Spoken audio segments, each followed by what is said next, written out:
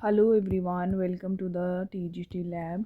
तो गाइस, आज हम D triple S B T G T S S T के लिए सीरीज़ जो चल रही है हम उसको आगे डिस्कस करेंगे सिलेबस वाइज। तो हमारा सिलेबस कंप्लीट हो गया था, ज्योग्राफी शुरू कर रखी है हमने, ये यहाँ तक हमारा कंप्लीट हो गया था। उसके बाद आज हम 11th क्लास की एनसीईआरटी का 5th चैप्टर करेंगे। First, second, third and fourth chapter हमने कंप्लीट कर लिया है। जिन्होंने नहीं देखा वो वीडियो को जाके देख लें, मैंने सारी वीडियोस अपलोड कर दी हैं।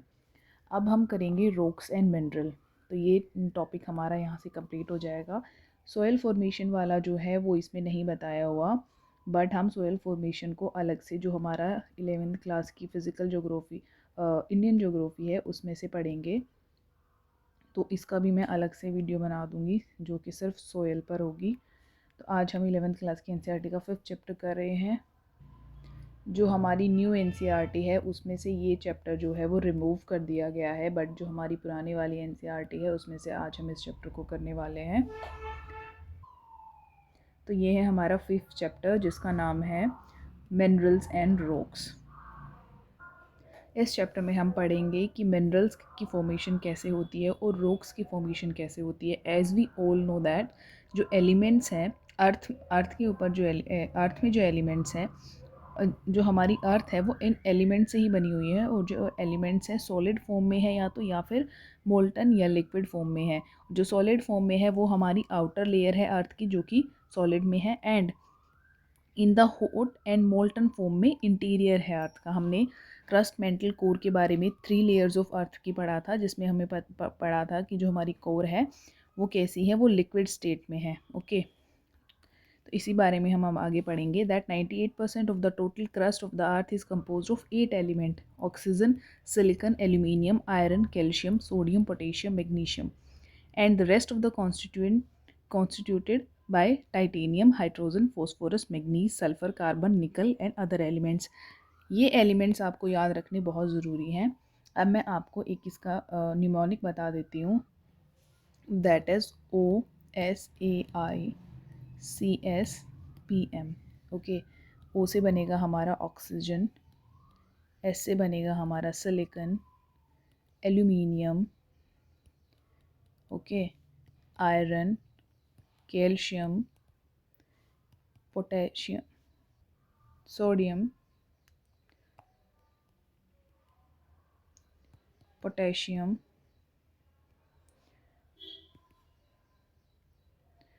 और हमारा बनेगा मैग्नीशियम। तो इसको आप ऐसे याद रख सकते हो: ओ साई, SAI साई, CSPM। ओके, ओ साई CSPM से। ओके, ये तो ये जो है ये मोस्ट अबंडेंट मेटल है जो कहाँ पर मिलते हैं, हमारे अर्थ की क्रस्ट में मिलते हैं। Okay, most abundant metal in the earth crust. तो ये पूरी याद रख लेना, आप इसको अपने नोट्स में भी लिख लेना। तो जो ये 8 एलिमेंट्स थे, 98% जो अर्थ की क्रस्ट है वो इन्हीं से मिलकर बनी हुई है, और बाकी जो 2% है वो इनसे मिलकर बनी हुई है।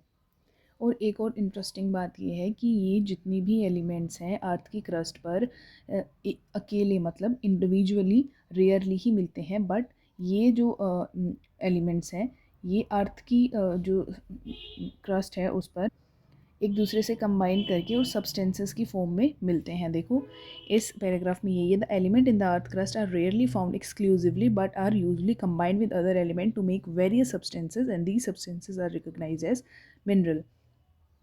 अब जो भी ये एलिमेंट्स हैं ये इंडिविजुअल नहीं मिलते, रेयर ही है ऐसा कि ये इंडिविजुअल मिले, बट क्या होता है ये एक दूसरे में ऐसे मिक्स होकर मिलते हैं, और मतलब एक दूसरे के साथ कंबाइन होकर मिलते हैं, और इन्हीं एलिमेंट्स के कॉम्बिनेशन को हम बोलते हैं मिनरल।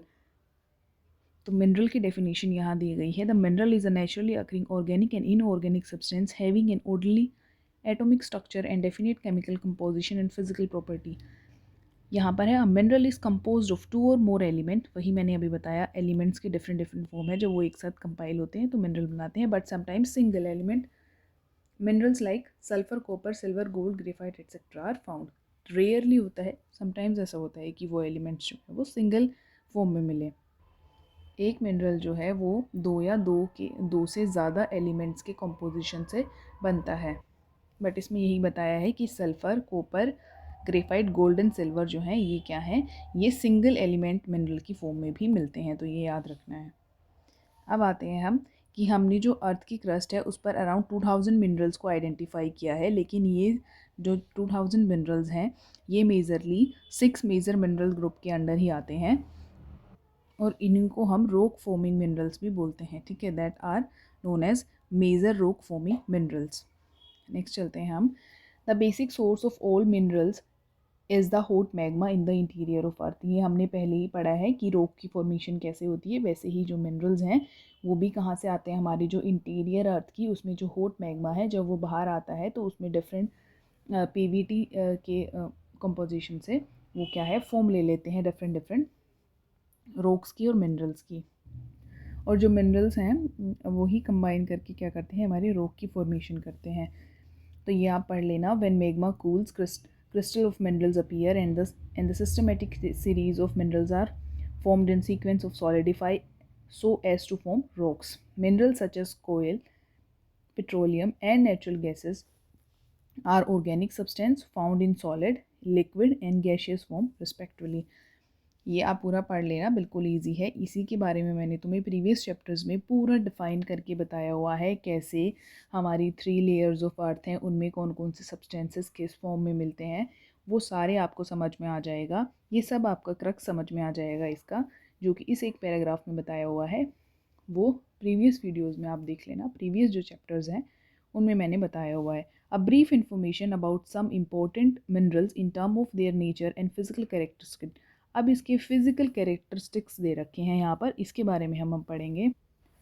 सबसे पहले है external crystal form, that determined by internal arrangement of the molecules, cubes, octahedron, hexagonal, prism etcetera. इसका मतलब ये है कि जो क्रिस्टल फॉर्म है, एक्सटर्नल क्रिस्टल फॉर्म है, वो कैसी है। अगर आप रॉक्स के छोटे छोटे पीसेस को मैग्नीफाई ग्लास की हेल्प से देखोगे तो वो आपको क्रिस्टल की फॉर्म में दिखेंगे, और जो मिनरल्स हैं उनकी एक्सटर्नल क्रिस्टल फॉर्म डिपेंड करती है उसके मॉलिक्यूलर अरेंजमेंट पर।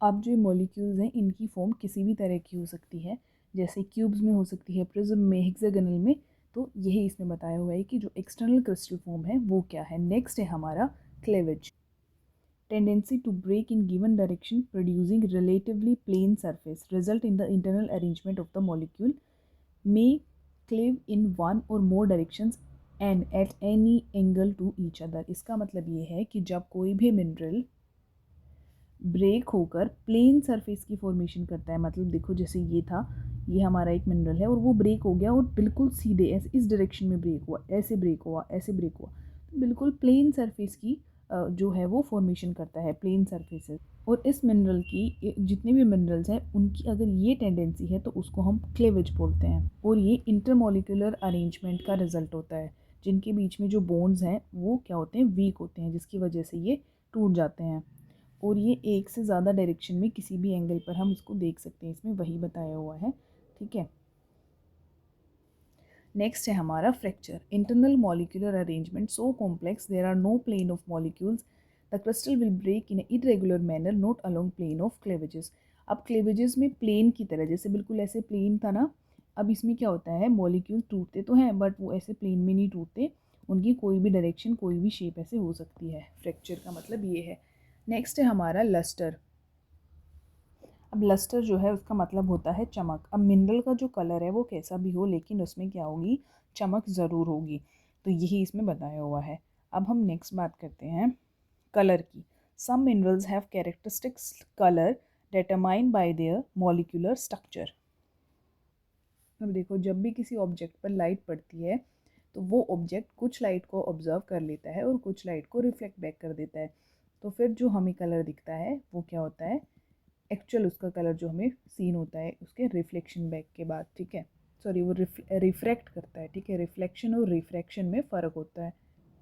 और इसके रिफ्लेक्शन के बाद जो लाइट हमारी आंखों पर पड़ती है तो उस ऑब्जेक्ट का हमें जो है कलर दिखाई पड़ता है। तो हमने देखा होगा कि जो हमारा ये क्वार्ट्ज है, इसकी इम्प्योरिटीज़ की वजह से डिफरेंट डिफरेंट कलर भी हो सकते हैं इसके। एक कलर नहीं, ज़रूरी नहीं है इसका एक ही कलर दिखे, बट इसमें जो इम्प्योरिटीज़ होती है उसकी वजह से हमें अलग अलग कलर दिख सकते हैं इसके। तो यही इसमें बताया हुआ है कि इनके डिफरेंट डिफरेंट कलर होते हैं। अब है हमारा नेक्स्ट स्ट्रीक।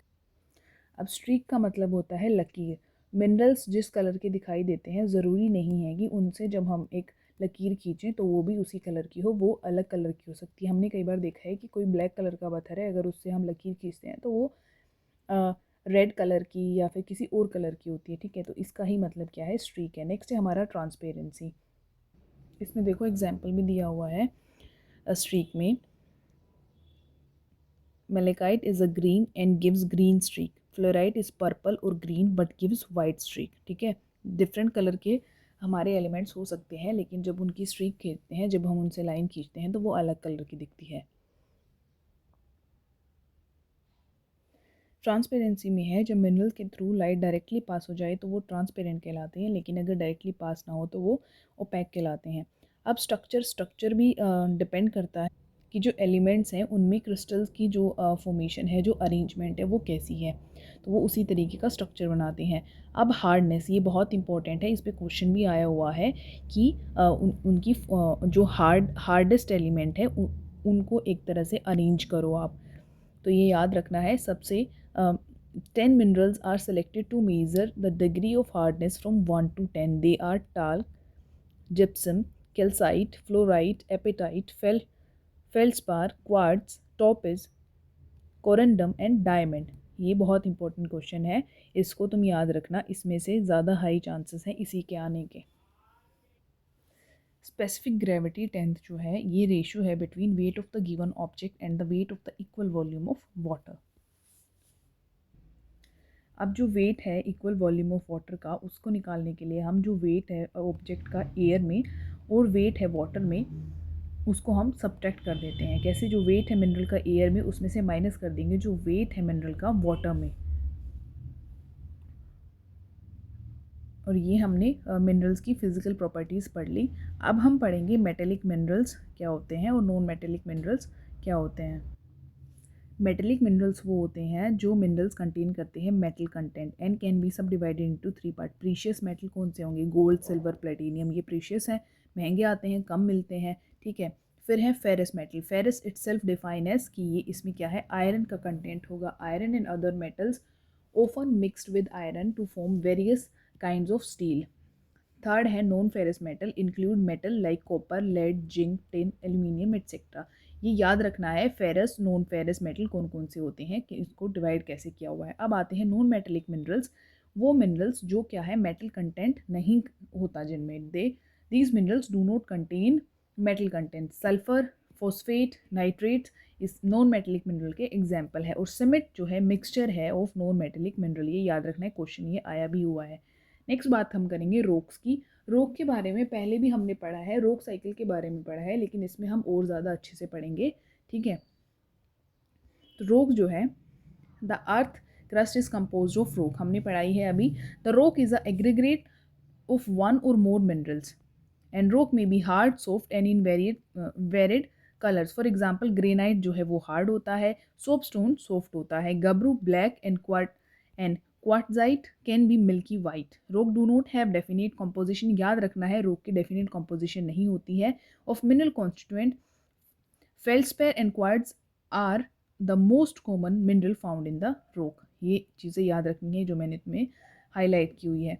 रॉक्स की साइंस को हम बोलते हैं पेट्रोलॉजी, ये क्वेश्चन भी आया हुआ है। नेक्स्ट हम बात करेंगे कि जो रॉक है वो बेसिकली उनको 3 पार्ट्स में डिवाइड किया हुआ है। जब हमने 8th क्लास की एनसीईआरटी पढ़ी थी तो मैंने वीडियो करवाई हुई है, उसमें भी अर्थ क्रस्ट के बारे में जब मैंने बताया है तो उसमें भी एक छोटा सा पैराग्राफ है जिसमें हमारा रोक्स जो है उसके बारे में पूरा डिफाइन किया हुआ है। तो वो वीडियो आप ज़रूर देख लेना, बहुत इंपॉर्टेंट है, उससे ये वाली बहुत अच्छे से समझ आ जाएगी। सबसे पहले है इग्नियस रोक। इग्नियस रोक हमें पता है मैग्मा और लावा जब सॉलिडिफाई हो जाते हैं तो इग्नियस रोक की फॉर्मेशन करते हैं। देन आता है सेडिमेंट्री रोक, the result of the deposition of fragments of rock bye exogenous process. Third है हमारा मेटामॉर्फिक रोक, formed out of the existing रोक अंडरगोइंग रिक्रिस्टलाइजेशन। इग्नियस रोक सेडिमेंट्री रॉक बनाते हैं और सेडिमेंट्री रॉक से मेटामॉर्फिक भी बनते हैं। इग्नियस से डायरेक्ट मेटामॉर्फिक भी बन सकते हैं, सेडिमेंट्री भी बन सकते हैं, सेडिमेंट्री से डायरेक्ट इग्नियस बन सकते हैं और मेटामॉर्फिक से भी डायरेक्ट इग्नियस बन सकते हैं। तो ये हमारा पूरा रॉक साइकिल बनाती है कि किसी भी रॉक से कोई सा भी रॉक की फॉर्मेशन हो सकती है, लेकिन इग्नियस रॉक की फॉर्मेशन सिर्फ लावा से होगी। ओके, अब नेक्स्ट है igneous rock are formed out of magma and lava from the interior of the earth and they are known as primary rock. Primary rock इसलिए बोलते हैं इन्हें क्योंकि सबसे पहली फॉर्मेशन इन्हीं की होती है। इग्नियस का मतलब है fire, formed when magma cool down and solidify. The process of cooling and solidification can happen in earth crust or on the earth of the surface of the earth. Crust में भी बन जाती है। Crust में जब internal जो अर्थ है, अर्थ के अंदर ही उसको इंडोजेनिक और एक्सोजोनिक प्रोसेस के थ्रू हमने पढ़ा था पिछले चैप्टर्स में, उनको ज़रूर से देखना कि जब वो अंदर बन जाती है तो लेकोलिथ और बैथोलिथ के फॉर्मेशन कर लेती हैं। जब क्रिस्टल्स जो हैं, जब लावा जो है वो सॉलिडिफाई हो जाता है इनसाइड द अर्थ क्रस्ट, तो वो किस रॉक्स की फॉर्मेशन करता है। ओके, अब हम पढ़ते हैं if molten material is cooled slowly at great depth mineral grain may be very large. अगर वो बहुत स्लोली जो मोल्टन है वो कूल डाउन होगा तो वो क्या करेगा, वो बहुत लार्ज मिनरल ग्रेन्स की फॉर्मेशन करेगा। And sudden cooling result in the small and smooth grains. और अगर एकदम से ठंडा हो गया तो वो छोटे और स्मूथ ग्रेन्स की फॉर्मेशन करेगा। एग्जाम्पल्स जो हैं वो है granite, gabbro, pegmatite, basalt, volcanic breccia and tuff. याद रखना है इग्नियस रॉक्स के एग्जाम्पल है। अब हम बात करते हैं सेडिमेंट्री रॉक्स की। सेडिमेंट्री का सेडिमेंटम वर्ड से आया है, लैटिन वर्ड है, इसका मतलब है सेटलिंग, मतलब सेटल डाउन हो जाना। अब जो इग्नियस रॉक है उन पे जब पीवीटी लगेगा, प्रेशर, वॉल्यूम और टेम्परेचर के से जो चेंजेस होंगे उससे हमें क्या बनेगा, सेडिमेंट्री रॉक्स की फॉर्मेशन होगी। इग्नियस, सेडिमेंट्री एंड मेटामॉर्फिक क्या है, ये रॉक हैं of the earth surface are exposed of denudational agent and are broke up into various sizes of fragments. जो भी बाहर की जो भी एक्सटर्नल एजेंट्स हैं, जैसे एयर हो गया, विंड हो गई, बारिश हो गई, परसिपिटेशन बोलेंगे जिसे हम, ठीक है, और जितने भी एक्सटर्नल फिजिकल फैक्टर्स हैं उनकी वजह से जो भी इफ़ेक्ट पड़ेगा रॉक्स पर, फर्स्ट फॉर्मेशन अगर वो फर्स्ट स्टेज में है तो सेकंड में, सेकंड है तो थर्ड में, वो ऐसे क्या हो जाएंगे, कन्वर्ट हो जाएंगे। यही इसमें बताया हुआ है।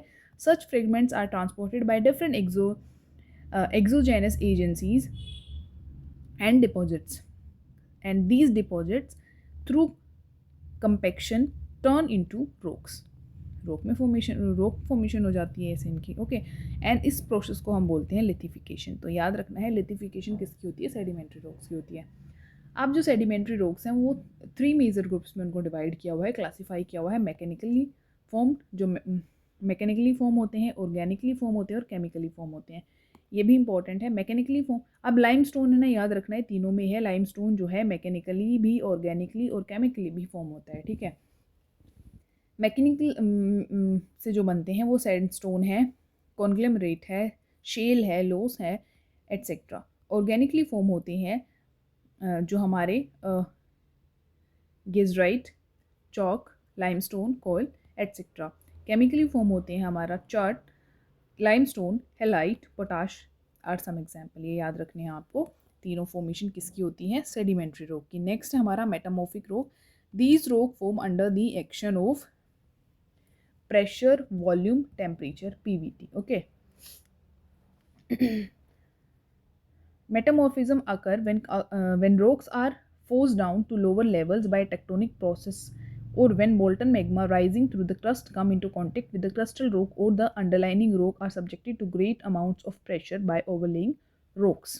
जितनी भी टेक्टोनिक प्रोसेसेस हैं उनकी वजह से जब रॉक जो हैं, जो पहले बन गए हैं, जैसे हमारे कौन कौन से सेडिमेंट्री और मेटामॉर्फिक, सेडिमेंट्री और इग्नियस रॉक जो है जिनकी फॉर्मेशन पहले हो गई है, अब उनके ऊपर जितने भी पीवीटी, प्रेशर, वॉल्यूम, टेम्परेचर, इन सब का जब इफेक्ट होगा तो इनसे क्या होगा, जो चेंजमेंट होगी वो हमारी किस में कन्वर्ट हो जाएगी, उन रॉक्स को कन्वर्ट कर देगी हमारे मेटामॉर्फिक रॉक्स में।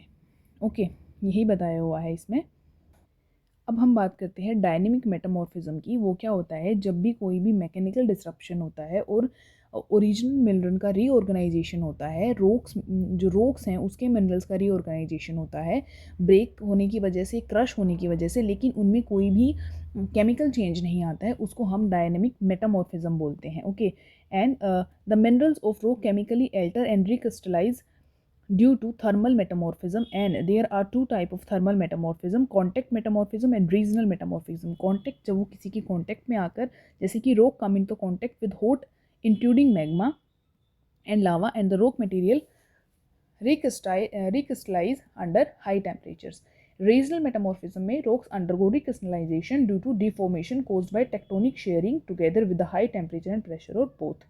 ओके, अब ये तुम पढ़ लेना, बिल्कुल इजी है। इसमें फॉइलेशन और लीनिएशन के बारे में बताया हुआ है। In the process of metamorphism in some rocks grain और minerals get arranged in layer और लाइंस। लेयर और लाइन में जब अरेंज हो जाते हैं तो उसी अरेंजमेंट को, जो मिनरल्स हैं उनकी उस अरेंजमेंट को किसमें, मेटामॉर्फिक रॉक्स में होगी वो अरेंजमेंट, तो उसको बोलेंगे हम फॉइलेशन और लीनिएशन। तो ये क्वेश्चन आ सकता है कि लिथिफिकेशन किस में होता है।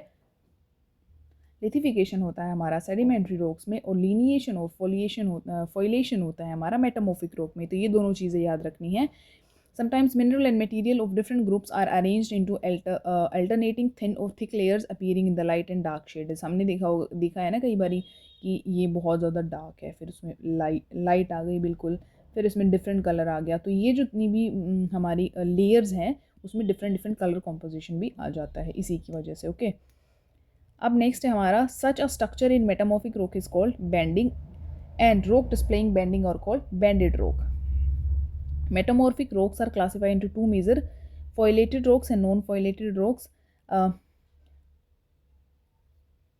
जेनोसाइट, ग्रेनाइट, साइनाइट, स्लेट, सेचस, marble, quartzite are the example of metamorphic rock. ये याद रखना है, यहीं से आए हुए हैं क्वेश्चन। देखो ये कई बार हमें देखते हैं यार ये पता नहीं कहाँ से आ गए, तो हमने रॉक्स में पढ़ा ही नहीं, पढ़ा है तुमने ध्यान नहीं दिया, ये यहीं से आ रहा है क्वेश्चन। ठीक है, अब बात करते हैं हम रॉक साइकिल की। Rock do not remain in their original form for long but may undergo transformation, and rock cycle is continuous process है जिसमें ओल्ड रॉक ट्रांसफर हो जाते हैं न्यू रॉक में। मैग्मा है, मैग्मा सॉलिडिफाई हुआ, सॉलिडिफिकेशन से इग्नियस रॉक बना, इग्नियस रॉक में विदरिंग हुई, इरोजन हुआ तो सेडिमेंट्स में टूट गया, और सेडिमेंट्स में टूट गया तो उसमें लिथिफिकेशन हो गया। पढ़ा था हमने, लिथिफिकेशन किस में होता है, सेडिमेंट्री रॉक में होता है, तो बन गया सेडिमेंट्री रॉक। अब मेटामॉर्फिज्म से बन गया मेटामॉर्फिक रॉक, मेटामॉर्फिक रॉक दोबारा से मेल्ट हो जाएगा तो बन जाएगा मैग्मा, फिर मैग्मा से इग्नियस, इग्नियस रॉक भी डायरेक्ट मेल्ट होकर मैग्मा बन जाता है, इग्नियस रॉक से भी डायरेक्ट मेटामॉर्फिक रॉक बन जाता है। ओके, और सेडिमेंट्री से जो है हमारा वो दोबारा से, सेडिमेंट्री रॉक से हमारे दोबारा से सेडिमेंट्स भी बन जाते हैं। तो इसमें यही बताया हुआ है रॉक साइकिल, ये तुम पढ़ लेना। इसमें वही जो मैंने अभी बताया उसी को एक तरह से डिफाइन किया हुआ है। अब हम बात करते हैं क्वेश्चंस की, एक्सरसाइज की बात करते हैं। छोटा सा चैप्टर था, कंप्लीट हो गया है हमारा। एक्सरसाइज हम कर लेते हैं एक बारी। Which one of the following are the two main constituent of granite? Granite की टू मेन कॉन्स्टिट्यूएंट कौन कौन से? हमारे सिलिका और एल्यूमिनियम है ग्रेनाइट के। याद रखना है, क्वेश्चन कई बार रिपीट हुआ है as it is. Which one of the following is the salient feature of metamorphic rock? Metamorphic rock बताओ क्या है? हमने अभी पढ़ा था मेटामॉर्फिक रॉक का क्या है, फोलिएशन। फोलिएशन, और इसको क्या बोलेंगे हम, लीनिएशन भी बोलेंगे। Got it? Which one of the following is not a single element mineral? Single element mineral कौन सा नहीं है? अभी हम पढ़ के आए थे, गोल्ड है, सिल्वर है, ग्रेफाइट है, मीका सिंगल एलिमेंट मिनरल नहीं है। तो इसका आंसर क्या हो जाएगा? इसका करेक्ट आंसर हो जाएगा mica. Which one of the following is the hardest mineral? 1 से 10 तक हमने देखा था कि 1 जो है वो सॉफ्ट है, 10 जो है हार्ड है। तो कौन सा हुआ इसमें बताओ? डायमंड क्या हुआ? हार्डेस्ट। 10th नंबर पे था ना डायमंड जब हमने पढ़ा था। ये देखो इसमें हमने पढ़ा है डायमंड क्या है, 10th नंबर पर है, तो हार्डेस्ट है। ओके, अब नेक्स्ट ये क्वेश्चन भी आया है कई बारी, सिर्फ डायमंड का नहीं और भी पूछ सकते हैं, तो और भी याद रखना है आपको। विच one of the following is not a sedimentary rock? Sedimentary rock कौन सा है? ये तुम एग्जाम्पल्स जब याद करोगे तो तुम्हें ईजिली याद हो जाएगा। जो लाइमस्टोन है ना वो हमारा मार्बल की फॉर्मेशन करता है, और मार्बल क्या है हमारा, मेटामॉर्फिक रॉक है। ओके, सेडिमेंट्री नहीं है। ब्रीका, टेलाइट और बोरेक्स ये हमारे क्या है, सेडिमेंट्री रॉक है। टाइलाइट के बारे में ना मैंने तुम्हें पिछले चैप्टर में बताया था, तो ये तुम मुझे बताना टाइलाइट क्या होता है। ठीक है, इम्पॉर्टेंट है ये, सेडिमेंट्री रॉक की फॉर्मेशन से होता है, और जो हमारा ग्लेशियर हैं, ग्लेशियर रॉक्स हैं, वहाँ पर इसकी फॉर्मेशन होती है, मोस्ट इम्पॉर्टेंट है। ओके, चलो आज चैप्टर ख़त्म हो गया है, इतना ही था हमारा। मिलते हैं हम नेक्स्ट वीडियो में चैप्टर 6 के साथ। तो गाइज़, अगर आपको समझ आ रहा है तो मुझे आप एक बार बता देना। मेरा टेलीग्राम ग्रुप है द TGT लैब ऑफिशियल, तुम मेरा टेलीग्राम ग्रुप जो है वो ज्वाइन कर सकते हो। और कुछ बच्चों की क्योरीज थी मेरे पास कि DSSB पेपर 1 के लिए भी कुछ करवाओ, तो पेपर 1 के लिए मैंने एक बैच लॉन्च किया है गाइज़। बहुत ही अफोर्डेबल प्राइस है उसका, तो अगर आपको बाय करना है तो आप मुझे मेरे इसी टेलीग्राम ग्रुप पर या फिर इसी टेलीग्राम पे मैसेज कर सकते हैं कि ma'am I want to buy a batch, less than 500 rupees है, और उसमें मैं आपको पूरे 5 सब्जेक्ट्स करवा रही हूँ। जितने भी सोर्सेज थे उन सोर्सेज को मैंने एक जगह पर कंपाइल कर दिया है, और आपके अराउंड अगर आपके 40, 50, 60 मार्क्स बन रहे हैं तो मैं मेक श्योर कर रही हूँ कि सीरीज़ के बाद जो बैच लेने के बाद आपके आराम से 75 प्लस स्कोर हो जाएंगे। ओके, और पेपर 2 के लिए मैं तुम्हें करवाई रही हूँ यहाँ पर DSSB TGT SST के लिए हम कर रहे हैं। 5th चैप्टर तक हमारा कंप्लीट हो गया है। नेक्स्ट सीरीज़ में 6, 7, 8 जैसे भी सिलेबस वाइज होगा वो मैं तुम्हें करवा दूँगी। तो अगर आप लोगों को ये वीडियो अच्छी लगी तो मुझे कमेंट बॉक्स में ज़रूर बताएं वीडियो कैसी लगी आपको। और जो हमारा पेपर 2 है उसके लिए भी मैंने ग्रुप बनाया हुआ है अलग से, जो हमारा TGT SST है, तो आप उस ग्रुप को भी ज्वाइन कर सकते हैं। इसी चैनल के डिस्क्रिप्शन में आपको उसका लिंक मिल जाएगा। And thank you so much guys for watching the video. आगे वाली वीडियोज़ जो आएंगी उनको भी देखना, so that will be so helpful for you. Thank you again.